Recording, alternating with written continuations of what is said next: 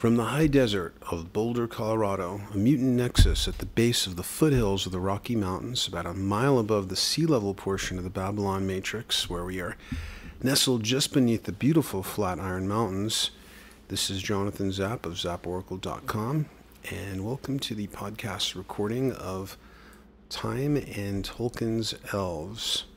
And I believe this was originally written in 2004.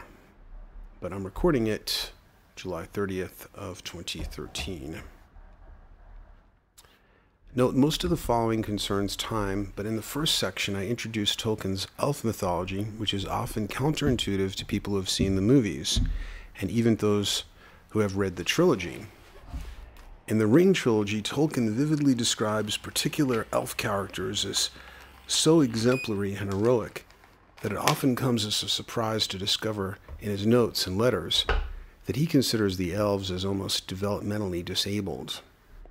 The first section explains Tolkien's ambivalent and paradoxical view of the elves, which is necessary to understand the second section, which concerns time perception. Who are the elves, and what meanings do they have for us? Tolkien has conscious views of the elves, which are expressed in his writings, particularly his letters, but there are also other layers of meaning which are implied or which manifest directly out of the creative muse, with or without Tolkien's conscious approval. I believe that elves have such a resonance and inner recognition for us because they are a real biological form, if not necessarily carbon-based, which we recognize from within. For much more in my view of the elves, see Parallel Journeys and the Glorified Body, Metamorphosis of the Body, and the Crisis Phase of Human Evolution. For me, the elves resonate with the future as well as the past. Tolkien saw the elves as man before the fall. He did not, however, altogether idealize them. There was an anti-life aspect to the elves in his mythology and their desire to preserve and live in the past. Tolkien disparagingly referred to them several times as embalmers. Despite their love of nature, the elves were just the opposites of Taoists in that they resisted change and sought to live in an embalmed past. In a letter, Tolkien writes, "But the elves are not wholly good, nor in the right, not so much because they had flirted with Sauron, as because with or without his assistance they were embalmers. They wanted to have their cake and eat it, to live in the mortal historical Middle-earth because they had become fond of it, and perhaps because they there had the advantages of a superior caste, and so tried to stop its change in history, stop its growth, keep it as a pleasurance, even largely a desert where they could be artists." And maybe that is desert, even largely a desert where they could be artists, and they were overburdened with sadness and nostalgic regret. I have to wonder here if Tolkien might not be projecting an aspect of his own elvish creative muse onto the elves. For Tolkien, an Oxford philologist obsessed with Old English dialects, the distant past was numinous, and most aspects of his present era were abhorrent to him. Besides his contempt for modern technology, he also disliked most modern literature, and for him, Shakespeare was a detested modern upstart. So when he talks about elves as artists overburdened with sadness and nostalgic regret, maybe this is a reflection of his own creative magic, which drew inspiration from the past and cringed from the present with distaste. Tolkien, like Dickens, had an early childhood in a beautiful bucolic place which was scarcely altered from earlier centuries. His fall from this childhood paradise into grimy industrialized modernism, like Dickens' descent into the blacking warehouse in London's underworld, created a bitter nostalgia for a lost time.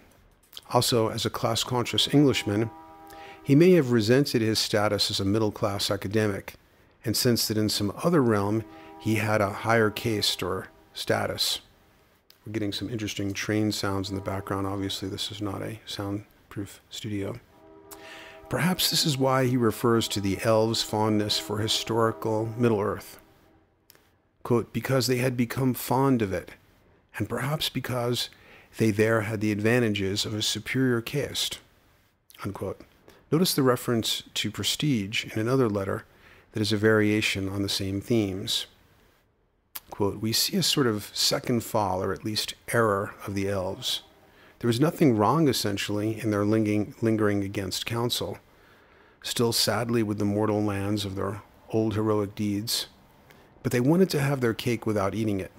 They wanted the peace and bliss and perfect memory of the West, and yet to remain on the ordinary earth with their prestige as the highest people above wild elves, dwarves, and men was greater than at the bottom of the hierarchy of Valinor.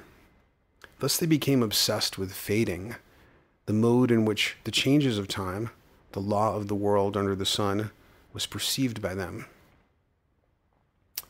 Fading, maybe we could see that as the first law of thermodynamics, or entropy.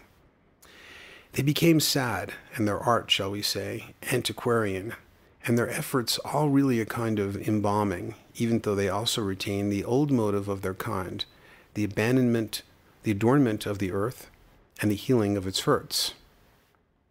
That concludes the introduction, and now follows the section on time. Tolkien recognizes that the nature of time, qualitatively and quantitatively, depends on the psyche and essence of the observer. As consciousness alters, so does the perception of time. We all have experienced this. Time runs differently when you are hurrying to an appointment with 1,000 worried details crowding your mind than when you are walking through the woods on a long summer afternoon. Some thoughts and theories I have about time are relevant here, so I'm going to mention them before I explore time in the Tolkien mythology. I frequently find myself trying to clarify with people the two very different senses in which time may be said to go slow. The first case of time going slow is the sense of time dragging, the 9-to-5er watching the clock, the school kid waiting to be saved by the bell. This is time being experienced as oppressive, while in a ghetto of meaning, a wasteland or flatland. In the meaning ghetto, as Jung described it, the life-giving rhythms of the eons become the dread ticking of the clock. The second case of time slowing is related to an intensification of consciousness, awareness, presence. For example, your first day in a new country would seem very long, not because it was boring or time was dragging, but because of novelty, the density of new things to be aware of, the opposite of a predictable, overly familiar environment. An analog that I've used to illustrate this involves motion picture photography. In early silent films, time appears to go fast in an unpleasant way. People scurry like ants and seem mechanical and jerky in their movements. The reason for this is that the film running through the cameras was going slow. Moving picture film needs to go through the camera at a minimum of 17 frames per second to get more lifelike motion. Slow motion photography, which enhances our awareness of some high-speed event, requires that the film goes through the camera much faster, say 70 frames per second. When played back at normal speed, time slows down in the projected film in a very desirable way. The camera is analogous to the psyche of the observer. The more neurological events, or more accurately, the more monads or units of conscious awareness occurring per second, the more frames, as I sometimes call it, the more time slows down for the observer. For example, if your car starts spinning out on the freeway, adrenaline rushes into your bloodstream, temporarily raising your body temperature several degrees. Neurological activity intensifies greatly. Cognitive process speeds up and time slows down. When you are driving uneventfully on the highway, by contrast, minutes, even hours may slip by unnoticed. But during the spin-out, in a heightened state of alertness, each heartbeat can seem like an eternity. The camera is going faster, and therefore the projected reality slows down. I first remember experiencing this time-slowing effect when I was severely mauled by a dog when I was 10 years old. My ordinary ego and time sense seemed to step aside, and I found myself in a zone of slow time and greatly heightened awareness. Frank Herbert, author of the classic Dune books, describes many characters capable of this time sense, and apparently he experienced it in his own life. Once he was driving his family at high speed and encountered a situation that involved an open drawbridge and what should have been a fatal no-win automotive scenario. Time slowed down to such an extent that he could calmly consider, like an engineer, dozens of possible solutions to the emergency before selecting one that only a Hollywood stuntman could have dared. And of course it worked. I remember it involved jumping over cars, for example. More than once I have been in a life or death situation where this alteration of time sense probably saved my life. This desirable slowing of time does not, however, require an emergency. People who advance in meditation discover states outside of ordinary time. Hallucinogenic experiences, which also intensify neurological metabolism and density of inner events, typically alter time sense. People who have near-death experiences, which they often describe as more of an emergence than an emergency, may experience a comprehensive life review while only a few minutes may pass in the operating room. Aside from these extraordinary situations, some people experience time quite differently from other people who are also journeying from birth to death. Some people, often older people, will say things like, "The years just fly by." I count myself blessed that this is not the case for me. Often I will think back to where I was a week or 10 days ago, and that seems like another lifetime. When life becomes routinized, scheduled, mechanical, when students, 9-to-5ers, retirees, or whomever fall into a daily routine, then the density of consciousness declines. Time may drag in the negative sense of slow time, but also speeds up in the undesirable way of a silent film. Too little is happening, or too little is being noticed, and the years just slip by. When the years fly by, then the camera is too slow or inattentive. When we are really engaged by life, when, for example, we are in the state of being that Mihai Csikszentmihalyi calls flow, time does not drag, and each moment is experienced with alert engagement and filled with intensity and meaning. When meaning is sucked out of experience, then time drags and years slip by. The very different types of characters and races in the Tolkien mythology can be viewed as personifications and embodiments, but not allegorical placements, of different types and styles of consciousness. Different types of consciousness mean different perceptions of time, and this is richly illustrated in Tolkien's writings. See also my document, Clock Time Metastasizes Toward 2012. Gandalf the Grey's fall in the mines of Moria and the torments and death of an identity experienced can be viewed archetypally as a classic ego death, the dark night of the soul that precedes rebirth, in his case emerging as Gandalf the White. The dark night of the soul involves a density or compression of time that, while terrible and painful, is also quite developmental and transformative. Gandalf relates, "I strayed out of thought and time, and I wandered far on roads that I will not tell. Each day was as long as a life age of the earth." Gandalf seems to contradict himself when he says that he wandered out of thought and time, and then in the same sentence tells us that he had a cognitive experience of time as greatly lengthened so that each day seems like an eon. Probably he is using the license of poetic speech to communicate that he wandered out of ordinary time and thought.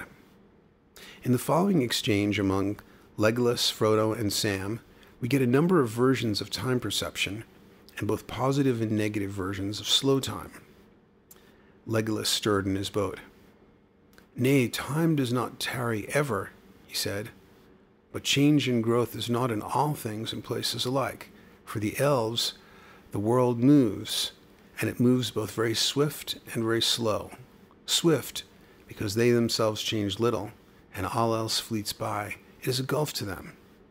Slow, because they do not count the running years, not for themselves. The passing seasons are but ripples ever repeated in the long, long stream. Yet beneath the sun all things must wear to an end at last." "But the wearing is slow in Lorien," said Frodo. "The power of the lady is on it. Rich are the hours, though short they seem, in Caris Galadon, where Galadriel wields the elven ring." "But so it is, Sam. In that land you lost your count. Their time flowed swiftly by us. As for the elves, the old moon passed, and a new moon waxed and waned in the world outside while we tarried here. Legolas expresses a clear awareness of observer-dependent time. He says that time does not tarry ever, which suggests that he believes that that time has an unvarying existence outside of the observer and is a stable frame of reference. I'm not agreeing or disagreeing, but this is what Legolas suggests. When he says that for the elves the world moves, and it moves both very swift and very slow, he appears to be coming from Tolkien's point of view of the elves as developmentally stunted, stagnant, the elves as embalmers. Remember that the elves are, according to the Tolkien mythology, disadvantaged by their excessive longevity, which Tolkien considers a premature immortality, which tends toward stagnation. The elves are like a sentimental, nostalgic elderly person whose gaze is caught in memory and longing for the past. The neglect of contemporary time means that the years fly by, swift because they themselves change little, and all else fleets by. It is a grief to them. These are Tolkien quotes. The inner stagnation also creates a slowness in time because of its monotonous predictability, but ripples ever repeated in the long, long stream. Yet beneath the sun all things must wear to an end at last. In the last statement, Legolas describes time as entropic, as under the rule of the second law of thermodynamics, which is psychologically in the ascendant for the stagnant psyche, which is much more analogous to a closed system than a dynamic developing psyche, which would be more open, would be a more open system. Frodo, however, has an altogether different perception of elf time than Legolas, because for him, being in the realm of the elves is highly novel. He is a traveler in a foreign and exotic place, so for him, time is slow and swift in exactly the opposite way. But the wearing is slow in Lorien, said Frodo. The power of the lady is on it. Rich are the hours, though short they seem. For Frodo, the hours are rich because this is all new for him, while the elves are experiencing endlessly repeated ripples. But when Legolas speaks to Sam, he seems to have entirely missed that for the hobbits, fast and slow, have had an opposite meaning, and he presumes that their time sense was merely entrained by that of the elves. Well, thank you for listening to that. I'm sorry I had to clear my throat so many times, but that concludes the reading of Time and Tolkien's Elves. This is Jonathan Zapp of zapporacle.com, signing off.